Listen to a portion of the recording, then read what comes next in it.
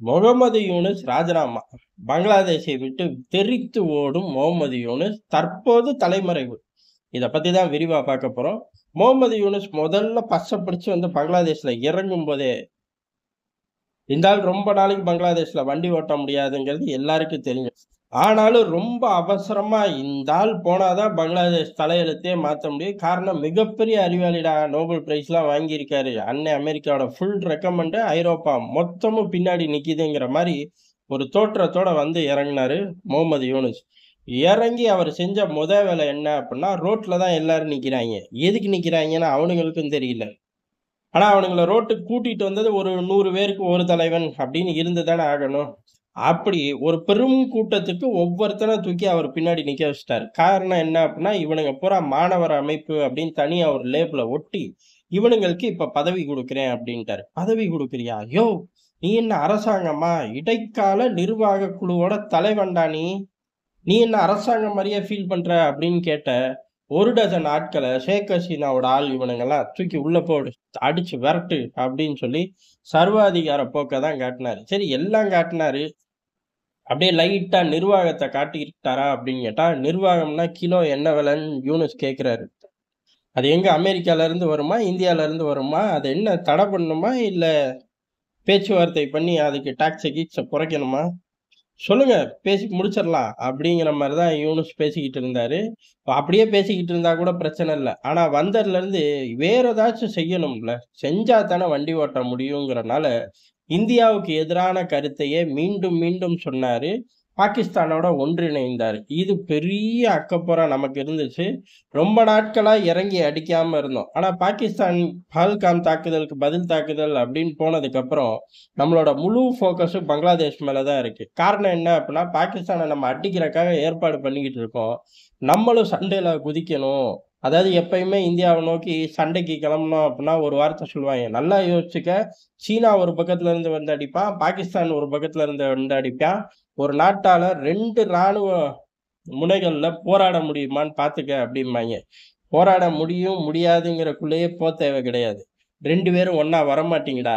வந்தா மிதி எந்த அளவுக்கு விழுகும்னு 2 பயலுகளுக்கும் தெரியும் அப்படிங்கிறது தான் இந்தியாவோட வீரத்தோட நிலைப்பாடு.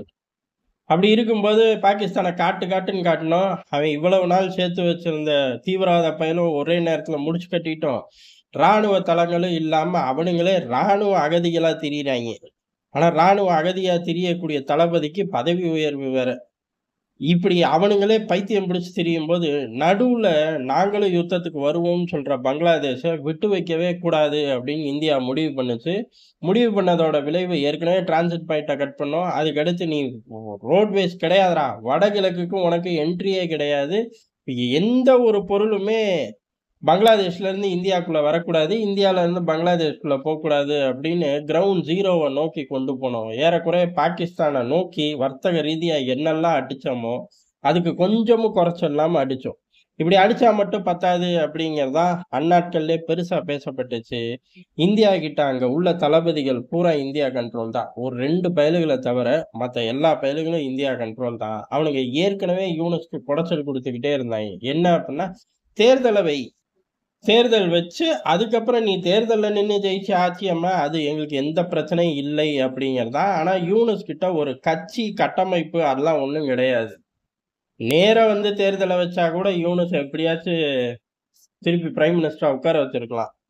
ஆனா பயப்புள்ள தேர்தலே நடத்தாம உட்காரலாம் அப்படிங்கிற ஒரு எண்ணத்தோட அமெரிக்காவோட கைடன்ஸோட உள்ள வந்தனால, அத நோக்கி சிந்திக்கவும் இல்ல, கட்சியும் இல்ல, கட்டமைப்பும் இல்ல. ஓட்டு போட இப்ப ஆளும் இல்லாம போயிருச்சு. ஆனா தேர்தல வெயின்னு நமுத்த ஷேக் ஹசீனா ஆட்கள்லாம் இவன் வந்த உடனே காலி. மீதி இருந்த கலித்தாஜியாவோட ஆட்கள், கலித்தாஜியா எல்லாரையுமே அடிச்சு பத்தி விட்டான் மனுஷன். ஆனா ராணுவம் அப்ப இருந்து முரண்டு பிடிச்சுக்கிட்டே இருந்துச்சு. தேர்தல வெயின்னு ராணுவ தளபதி கடுமையான அழுத்தம். வாக்குறுதிமான பொறுத்த வரையும் அழுத்தங்கள் தந்துக்கிட்டே இருந்தாலும் ஒட்டுமொத்த ராணுவத்தை திரட்ட முடியாது. ஏன் அப்படின்னா, அங்க ராணுவத்திலே ஏகப்பட்ட செக்ஸ் அண்ட் பேலன்ஸ் உருவாக்கி வச்சிருக்கார்கள். அதனால ஒட்டுமொத்த ராணுவத்தை கிளப்பி கூட்டிட்டு வந்து ராணுவ புரட்சி பண்ணி யூனுஸ விரட்டுறதெல்லாம் சாமானியம் கிடையாது. ஏன்னா இவனுங்க ரோட்லயே தான் நிக்கிறாங்க. வீட்டுக்கே மாட்டேங்கிறாங்க. சில சமயம் தூங்க கூட மாட்டேங்கிறாங்க. நம்ம கிட்ட ஃபுல் பேக்கப் இருக்கான்னு கேட்டா, ஃபுல் ஸ்ட்ரென்த்தும் இல்ல, பேக்கப்பும் இல்ல. அதனால மனுஷன் அப்படியே தடுமாறிக்கிட்டே இருந்தாரு. இதுக்கு நடுவுல இவரையே தூக்கறதுக்கெல்லாம் யூனுஸ் பிளான் பண்ணாரு. பாகிஸ்தான் உதவியோட. இந்திய உளவுத்துறை அடிச்சு நொறுக்கி இந்த திட்டத்த அப்படியே தவிடுபொடி ஆக்குச்சு. நம்மளே விரிவா பார்த்தோம். அப்படி இருக்கும்போது, இப்ப இந்தியா நாங்க பேக்கப் தர்றோம் அப்படின்னா முடிஞ்சு போச்சு. காரணம் என்ன அப்படின்னா, இந்த தளபதி, அடுத்த கட்ட தளபதி இந்தியாவோட தொடர்பு. அடுத்த கட்ட தளபதி இந்தியாவோட தொடர்பு இல்ல. பாகிஸ்தானோட தொடர்பு. இந்த மாரி தான். 3க்கு 2 அப்படிங்கிறது இந்தியா கிட்ட தான் இருக்கு. இந்தியா அந்த 2யும் ஒண்ணும் சேர்க்காம வெயிட் பண்ணிக்கிட்டு இருந்துச்சு. காரணம் இந்தியாவுக்கு இதெல்லாம் பிடிக்காதுன்னு எடுத்துக்கலாம். இல்ல சந்தர்ப்ப சூழ்நிலைக்காக காத்துக்கிட்டு இருந்துச்சுன்னு எடுக்கலாம். யார்ட்ட போய் கேட்கிறோமோ, அத பொறுத்து பதில் வரும். இப்ப பாகிஸ்தானுக்கு அடுத்து பங்களாதேஷ்ல இருந்து இந்த பேச்சுக்கள்லாம் வந்தோனே முடிவு கட்டலாம் அப்படின்னு சொல்லி வாக்கர் ஜமான களத்துல இறக்கி விட்டுட்டோம். இப்ப அவரு கெடு குடுத்துட்டாரு. பதவி விட்டு ஓடி போயிரு. இல்ல தொலைச்சு புடுவேன் அப்படின்னு. இவ்வளவு நாள் பதவிய விட்டு ஓடி போய் தேர்தல நடத்து அப்படிலாம் வெளில பேசிக்கிட்டு இருந்தாரு. உள்ளேயும் பேசிக்கிட்டு இருந்தாரு. இப்ப வெளியில பதவிய விட்டு தேர்தல் நடத்துன்ட்டாரு. உள்ள போய் தொலைச்சு புடுவேன் பார்த்துக்க. இந்தியா எனக்கு கிரீன் சிக்னல் குடுத்துருச்சு அப்படின்ட்டாய்ங்க. யூனுஸுக்கு இந்தியா கிரீன் சிக்னல் குடுத்துருச்சு அப்புட்ன்னா, யூனுஸுக்கும் கிரீன் சிக்னல் குடுக்க ஆள் இருந்துச்சு. யாரு அப்புட்ன்னா, அமெரிக்கா, பைடன் தான். ஆனா, அண்ணன் அமெரிக்கால இப்ப யார் இருக்கா? பைடன் இல்ல, ட்ரம்ப் இருக்காரு. ட்ரம்ப்புக்கு யூனுஸ் அப்புட்ன்னா, அவன் யாரு கிறுக்கன்? நானே ரஷ்யா, சவுதி அப்படின்னு பெரிய அளவுல கல்லா கட்டிக்கிட்டு இருக்கேன். கிறுக்கு பயலெல்லாம் கூட்டிட்டு வந்து முன்னாடி வச்சுக்கிட்டு, அவனுக்கு போற ஃபண்டெல்லாம் தடுத்துட்டோம்ல. அதுல ஒண்ணும் மாற்று இல்லைல. $1 கூட அனுப்பிச்சிராத. அப்படின்னு சொல்லி அவரு பேசிக்கிட்டு இருக்காரு. அப்ப யூனுஸுக்கு யார் தான் சப்போர்ட்டு? தப்பிச்சு போனா ஐரோப்பால அடைக்கலம் தருவாய்ங்க. ஆனா ஐரோப்பா வேற எதுவும் செய்யாது. இப்ப யூனுஸ் என்ன செய்ய முடியும்? தப்பிச்சு போறத தவிர வேற வழி இல்ல. தலைவன் அதுக்குள்ள இறங்கிட்டான்.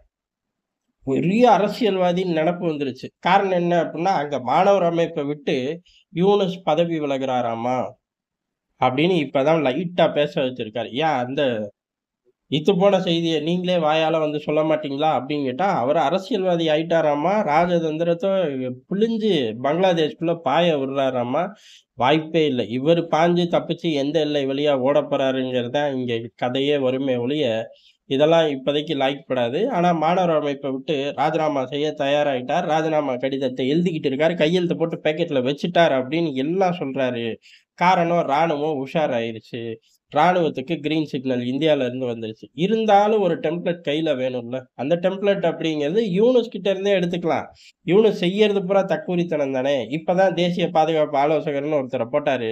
அவன எனக்கு பிடிக்கலடா! அப்படின்னு சொல்லி ராணுவம் இப்ப போர்க்கொடிய தூக்கிருச்சு. இப்ப மக்களுக்கு தேவை, ஓ! இதான் காரணம். India green signal, no. அதெல்லாம் கிடையாது. ஏன்னா இந்த பதவி அப்படிங்கிறது பிரைம் மினிஸ்டருக்கு ஈக்குவல். அதனால ராணுவத்துக்கும் இவருக்கும் முட்டிக்கிச்சு அப்படின்னு ஒரு பெரும் அரசியல் கிரவுண்டுக்கு செட் ஆயிருச்சு. இது ஒண்ணு போதாதா? முகமது யூனுஸோட சகாப்தம் பங்களாதேஷ்ல மிக விரைவில் முடிவுக்கு வருது. அதான் பாக்கெட் வரையும் ராஜினாமா கடிதம் வந்துருச்சுல. இனி எடுத்து பொது வெளியில தூக்கி போட்டு தெறிச்சு ஓட வேண்டியதுதான். ஐரோப்பாவுக்கா? அமெரிக்காவுக்கா? அமெரிக்காவுக்கு வாய்ப்பில்ல. ஐரோப்பா ஓடி போய் பதுங்க போறார் யூனுஸ் அப்படிங்கிறது தான் எதார்த்தமான உண்மை.